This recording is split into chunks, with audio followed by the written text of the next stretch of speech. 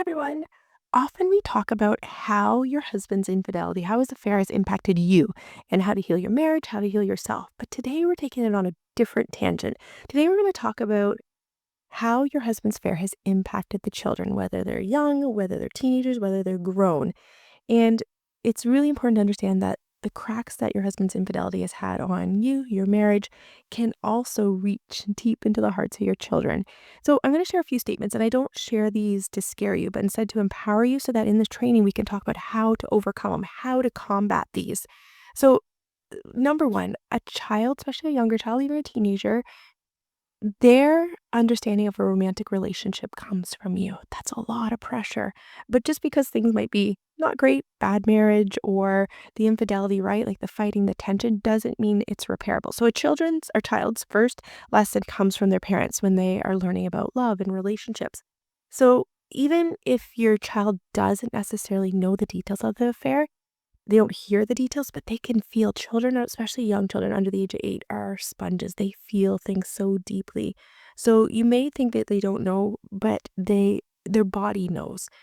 Infidelity doesn't just break the hearts of you, but your children. It can shape their relationships going forward. The wounds of infidelity can last into later life, especially those that do know. And what happens in your marriage doesn't necessarily just stay between the two of you. It does weigh on the kids. They can feel that. And infidelity isn't just an adult issue. It can silently rewire your children's brain, and we'll talk about that, how to combat it, in regards to trust, love, family, and when a marriage is shattered by betrayal, it can impact your child's sense of safety, security. So let's go into this. Let's talk about this. But with that said, yeah, let's uncover this. Let's uncover how infidelity, bad marriages really impacts the kids and what to do about it. We're going to talk about specific steps for overcoming it. So if you're here, I know you're going through a lot and you're here, you're looking for answers. You've probably done the deep dive through tons of podcasts, blogs, and I bet your algorithm, your Facebook algorithm, is probably giving you tons of stuff on communication, narcissism, gaslighting, trust, infidelity, rebuilding marriages. And let me tell you that I have a ton of stuff for you. So just stay tuned. Check out, if you want, join our Facebook group or have a look at any of our other videos. Facebook group is a support group for women who want to save their marriages. So we'll make sure we put that link below. And let me tell you this, you are worthy, you are loved, and you are enough, and you will make it through this. There is hope. There are there are ways to get through this, and I think neuroscience is one of the best ways to do this. So we'll talk about that. With that said, I'm Beth Miller, and I want you to put the word chat in the chat below, sorry, in the comments below. If you want some free advice, we will give you some at the end as well. But put the word chat if you want a 15-minute call, and what we can do is give you some free strategies to overcome trust issues, communication, and ruminating thoughts. And like I said, I'm Beth Miller. I'm a marriage coach. I'm the founder of the Marriage Saver Method. I'm a certified hypnotist, and we help women every single day. We coach them for 12 weeks, and we get them to a place where, you know what, they are no longer plagued by the ruminating thoughts. They are feeling happy again. They have clarity. They no longer feel lost, even if they've done therapy. These powerhouses in workplace and home that feel lost, they are in a place where they've regained their sense of self. So back to the topic, how infidelity in a bad marriage can really impact your children. So comment below. How old are your kids? Do they know about what's going on? Maybe one knows because maybe they read a text message or maybe they overheard a conversation. So tell me what's going on, because I have a lot of clients that ask, how infidelity does it affect them emotionally? How does it affect them physiologically? Um, will your child resent you if they find out about the betrayal? How can you help your child feel safe and secure after infidelity? What are the signs that a child is impacted by his infidelity? Should I even tell my child about the infidelity? How many details should I tell them? How do you shield your kids from the tension, the arguments between you and your husband? What should you do if your child starts acting out, if you see their academics are sliding or their relationship with friends are a bit different? Should you stay in the marriage for your kids? How can you help your child maintain healthy relationships in the future? And what can you make sure you do so your child doesn't have trust issues in the future? And yeah, how can you really, really help your child through this situation when you're really struggling too? So let's take a deep dive. I'm going to leave those questions out because I think it's really important to get to those. But children definitely can experience a heightened sense of emotional stress um, after infidelity and are at risk for some mental health issues, whether it's a low mood or whether it's anxiety, right? So when exposed to infidelity within their family, whether they know the details or they just feel the details, they can feel caught in between some of the tension. They might see you guys arguing. They may want to take alliances with mom. They may want to take alliances with dad. And even if the tension is happening behind closed doors, they may sense something's off. So the secrecy, the deception, the emotional turmoil can weigh on them for sure. And it can lead to some anxiety, depression, or just low mood that like something's off, something's not right, which can lead to, yeah, some regulated emotions in there. So how do you support your children through this, right? Because also, they also may struggle academically with this, like if they're not able to focus, academic performances may go down because they're preoccupied with other things in class. Some of their social relationships may be impacted. Sleep disturbances can cause some of the anxiety, fatigue, and then some children older may start skipping school or skipping activities that they loved. And teachers may notice a decline in grades. They may reach out wondering what's happening. So, do you let the school know? Do you talk to them about this? So, the other thing too is children may feel angry over the betrayal, whether they know or not, especially teenagers, early adulthood, if they do know. Infidelity can lead to these feelings of deep anger within the children, especially if one parent is hurt more than the others. So, for example, a child who learns that one parent has cheated can experience a lot of resentment. And that's when they might take mom's side and say, you know what? Dad's an idiot. Dad's dumb. I don't want to see dad. And they might take your side. I don't want to go hang out with dad. Um, and this anger can manifest sometimes in aggressive behavior, whether again they're withdrawing or whether they're opening up and sharing with you. But it can create a lot of confusion. You know what emotions you're feeling? Your kids could be feeling that too if they are and they're and the thing is with you know all the details. They might not. And you have lots of questions for your husband. He might not be even answering those questions. And so if you could imagine your kids, they have questions too, but they can't necessarily ask them. They're making up like our imaginations run wild. They could be creating these stories in their head. So children may struggle to process their emotions. So what do we do when children do know? I suggest opening up, say, hey, I know we're going through a lot right now. This is a really challenging time for all of us. I want to let you know that I'm here anytime. So you can let them know the door's open. Or you could even say, you know what questions do you have? Let's write them down. And I don't know if I'll have all the answers for them, but let's write them down. Where is your mind going? Where is it wandering? So yeah, definitely start that conversation with them, letting you know, number one, I'm here. Number two, I'll answer whatever questions I can. What emotions are you feeling? Especially if it's young children, whether they really know any of the details, but they just sense that there's some conflict and you can sense that they're having some anxiety, um, or there's some sleep disturbances, they're not as focused. What I like to do with young children is I ask them, where do you feel this in your body? And they're often like, my tummy hurts, or they're like, my chest hurts. It feels heavy. It feels like an elephant sitting on my chest. And so I ask them, where is it in your body? And then if you could go into it, if you could go in a deep dive inside, what does it look like inside your body? And this, whether it's infidelity or not, and your child's just experiencing some general stress in life with sports or school, this is a really good exercise to help your children explore that because it's teaching them the body-mind connection. It's teaching them that, yeah, we feel some of our thoughts and emotions in our body. They're not separate. Our mind and body are not separate. They are together. They are operating as one. And so where do you feel it in your body? I feel it in my stomach. If you could take a super deep dive in there, what does it look like? Well, it's dark. It's really dark. It's like there's a hole there. Or maybe it's like a hard rock, or maybe it's like sludge. It's just like a pool of sludge. And then I ask them, do you like it there? Is it something that you want to have there? And they're like, no, I don't like it. I'm like, let's imagine that there's a bucket and let's put it all in a bucket. So their eyes are closed while we're doing this exercise and they might have their hand on their stomach. And I'm like, and if they're like, I don't know how to get it out, I'm like, okay, pick your favorite stuffed animal and say, you know what, I want Mr. Wiggle Sniggles. I want Mr. Wiggle Sniggles to help you take it out. So just imagine Mr. Wiggle Sniggles going in there and trying to maybe rub it with warm water or like you're in a bath and just clean it up or scoop it out with a shovel and put it in that bucket. And once it's out, what we have to do generally for doing energetic work, I'm also trained with Reiki, is whatever you take out, and alchemical healing as well, whatever you take out, you need to put something in. And so with that, we're like, what do you want to put in there? What would feel really good? And they're like, you know, I want some warm sunshine, or I want this bright white light, or I want to put Wiggle Sniggles in there. I'm like, what does Wiggle Sniggles feel like? He's like, Wiggle Sniggles is cozy and safe. And so you imagine putting something in there, and you're like, what do you want to now do with that bucket? That bucket that we put that slime in, or that heaviness, or that dark rock in. And they're like, I want to bury it or I want to throw it off a mountain. And you imagine that and you're like, okay, how does your body feel? Wiggle your body around. And you're like, I feel better. And so that's a really good strategy somatically if you can't get your kids to open up and talk about the stress they're feeling. And that can be done with adults, like not adults, but like, well, definitely adults. So you could do that with yourself. That's a great exercise for yourself. But you can do it with teenagers and especially like in today's society, we think so differently than our mind and our body. So it's really important to start to feel your body. So yeah, kids can start to feel really angry and not really understand the root of it. And what we wanna do, like, the subconscious mind is so powerful. It's where our imagination lives. It's where our memories are stored. It's where all the activation of beliefs, like, "I am enough. I'm safe in this world. My parents love each other. I am loved by my parents." That's all stored there. I can trust. And if any of those beliefs aren't really supportive, what happens is they create thoughts. And if their thoughts like, "I can't trust," or "I'm not safe," or "I don't understand why my parents are fighting," that's the belief, and then all these thoughts of, "Why are they fighting? Why won't they stop? I want them to be quiet," which then create the emotions of anxiety and low mood.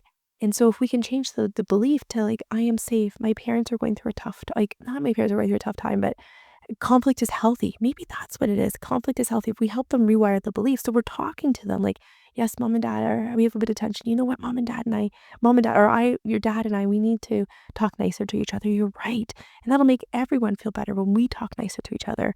And I apologize that we're not talking as nice to each other as we should, and we'll do better.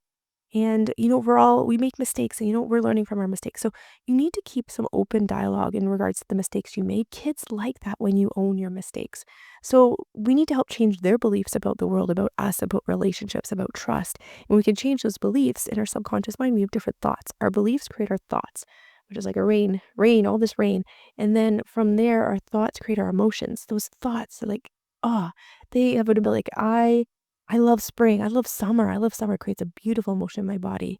The idea of end of month paying bills, oh, that's heavy. So these thoughts create different emotions, neurochemicals in our body. And so we can help our kids have different beliefs, have different thoughts, have different emotions. They'll then have different actions. They'll do better in school. They'll have healthier relationships in the future.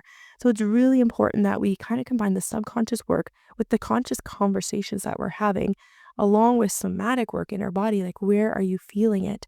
So neuroscience is really, really important here because the plasticity of the brain, we, along with our kids, especially kids under the age of 8, like I said, they're sponges. They spend a lot of time in the theta brainwave state. That's where we want to go when we're in hypnosis, or we're really working on rewiring the brain because it's theta is when you're awake, kind of like this daydream state. So you're not asleep, but it's where your conscious and subconscious, mainly your subconscious is very active, but you're consciously aware of those daydreaming thoughts. So we want to help our kids through the plasticity of the brain create these new thought patterns. Okay, from there, what else? Kids can struggle academically, like I mentioned. They may feel unloved. Sometimes they can take what their parents are sensing, like they're unloving, is their fault. And it can make them feel like guilt or shame, like my parents aren't getting along. Maybe I should be doing better. So infidelity can make children feel abandoned and loved, especially if the cheating parent becomes emotionally distant or physically absent. If a parent prioritizes the fair over family time, that's another one too. Like, why is dad not around as much? Or maybe he leaves temporarily. Children may internalize their feelings as rejection. My dad doesn't love me as much. And so they're wondering what's happening here. A child may believe that they're not good enough to keep their family intact, that they could be better, that maybe they shouldn't make so many mistakes, that they shouldn't make their parents mad.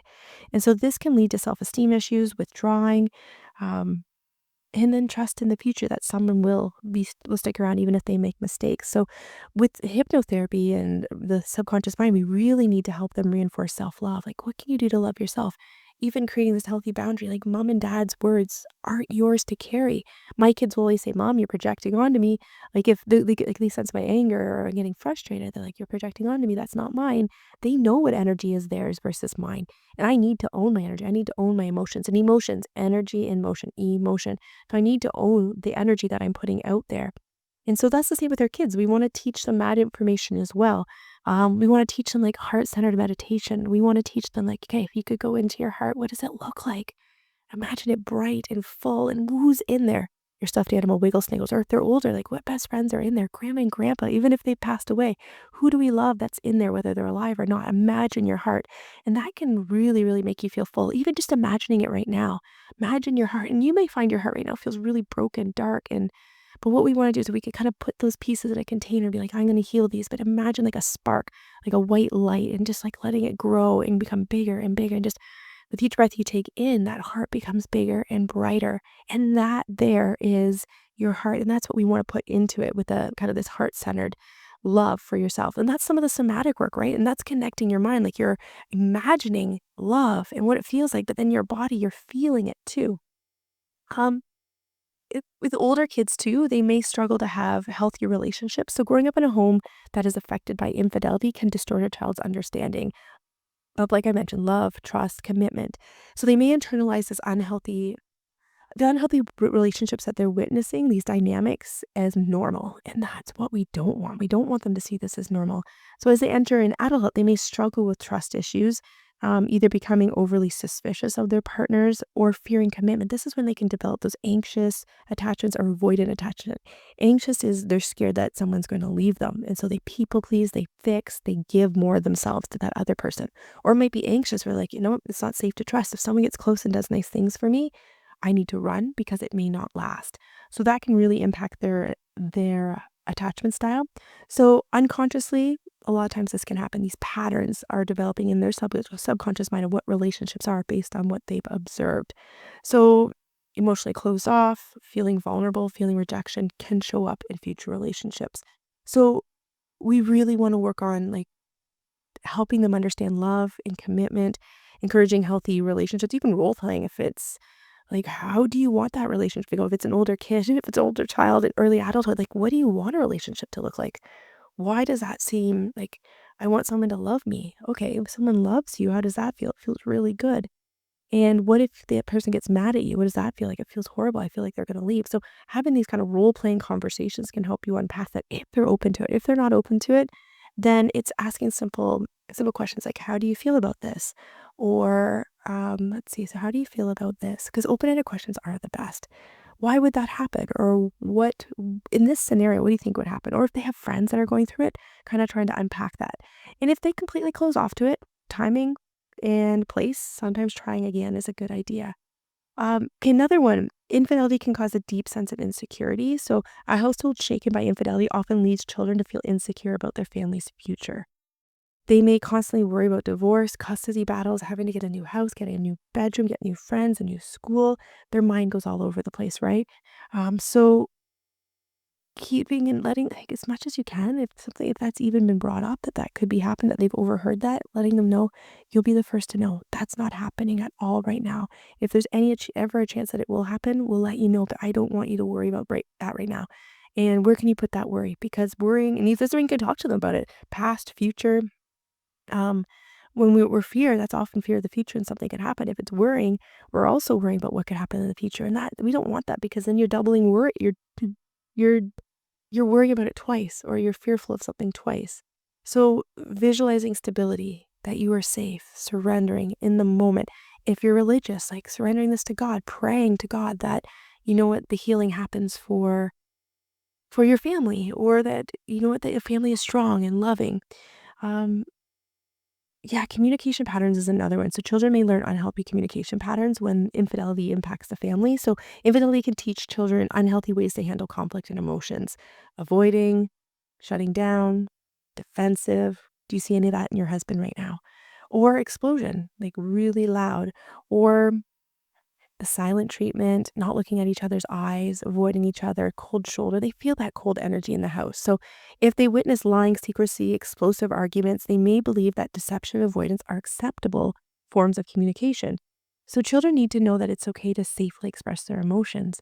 And a lot of times, if parents can't safely express their emotions, they're not going to learn how to safely express their emotions. And then we're carrying on with the potential, what we call it, like habits, patterns from your childhood or your husband's childhood, or how grandparents were raised as well. We need to disrupt patterns from the past and calling it out. Um, yeah, so another part too is, you know what, I guess like the support is there. Number one, the support is there. It's just recognizing the signs. First step is really awareness that, you know what, my children can be impacted. And so back to those original questions, will my child resent me if they find out about the betrayal? I guess asking yourself, why would they resent you? What have you done wrong? And I think it's really asking yourself, if you feel like your children would judge you, how are you judging yourself? Are you judging yourself for staying? If it was your own daughter, would you be like, get out of town?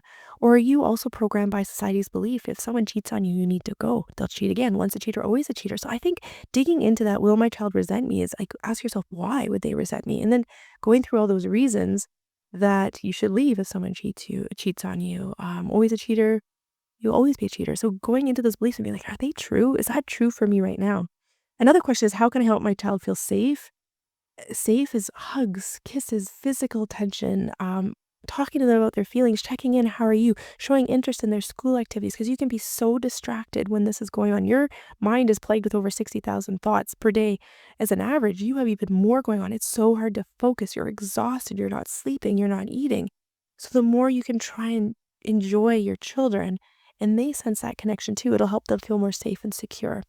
What are signs that your child is struggling? Like I said, if they're not sleeping, they're not eating, they're not doing well in school, if they're withdrawing, if you're sensing that they're anxious, you know your child very well.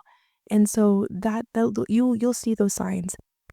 Should you tell your child about the infidelity and how? I guess it depends on their age, their maturity, what details. I guess it's getting really clear too with your husband is what would we tell them? What details? How would we answer the questions if they had any? Is it this is what like does yeah. So and I guess if they're adults as well, is it going to shatter their world? But is it information that they do need to know? So I think it's really unpacking it, asking her all the questions like pro and con list. Why would I tell them? Why would I not tell them? How do I shield my kids from the tension and arguments? Well, you be mature. And if you can't be mature, then you want to dig into your beliefs that are activating your emotions, that are driving your thoughts, which are driving your behaviors. There's a belief. The belief is this isn't fair that he's done this, or he needs to suffer as much as I have hurt, or he needs to hurt more than I'm hurting. If he needs to hurt more than you're hurting, then that's going to create thoughts of anger, which then could create emotions like of anger, obviously, which will create behaviors that are rooted in anger. Sorry. So we really need to figure out what are your beliefs driving your thoughts, driving your emotions, and our emotions drive our behaviors. And then what happens is we condition them, and they just start to happen automatically. Let's see. So what should I do if my child starts acting out? Again, we talk to your teacher, get a therapist. Like role playing, those somatic exercises I told you about, coming up with some healthy mantras, starting to do gratitude, praying. There's lots of strategies to try and combat. Get a whole toolbox of it. Journaling. Oh my goodness, I used to do this with my kids. It's called angry crayons. So we get a piece of paper, I give them a box of crayons, and they would just scribble all over the place. And my one son, we'd light it on fire. We'd go outside and light the piece of paper on fire. And that was really, really satisfying to him. Let's see. What can I do to make sure my child doesn't develop trust issues? The more, like we said, you are the number one relationship of what a romantic relationship looks like in terms of emotional connection, how you problem solve together, how you treat one each other, how you love one each other, how you support one another.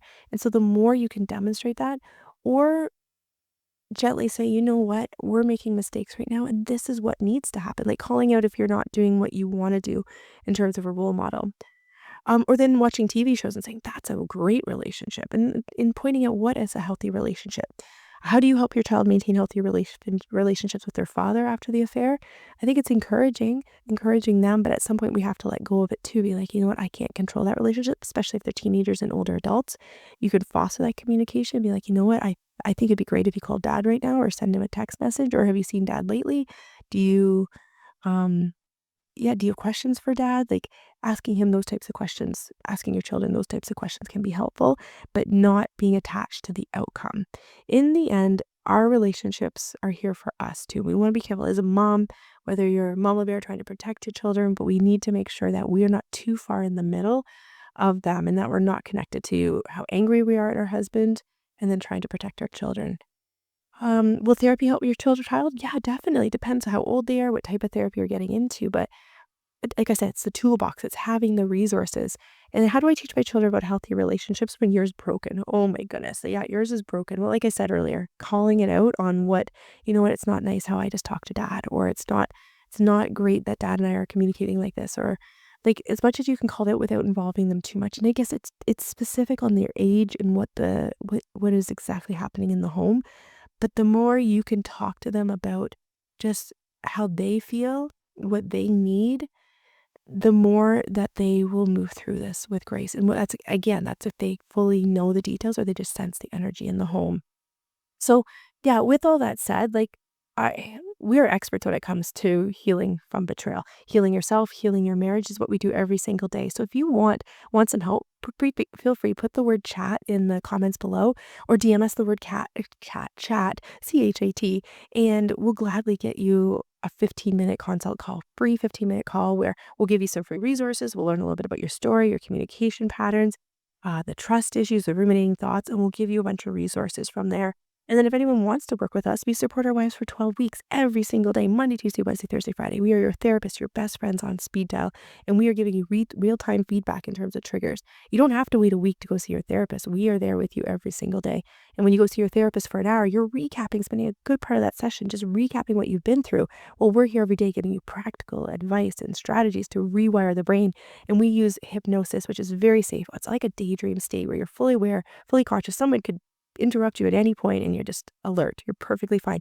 But we go to those memories, we're rewiring them, we're closing the chapter to past stuff, and we're really focusing on today. And we have that free group, the Infidelity Affairs Support Group for Women. It's a private, confidential group in our Facebook. So feel free to click on that. And yeah, I think that's it for now. So, anyway, thank you everyone for joining me today, and we'll chat soon. Thank you.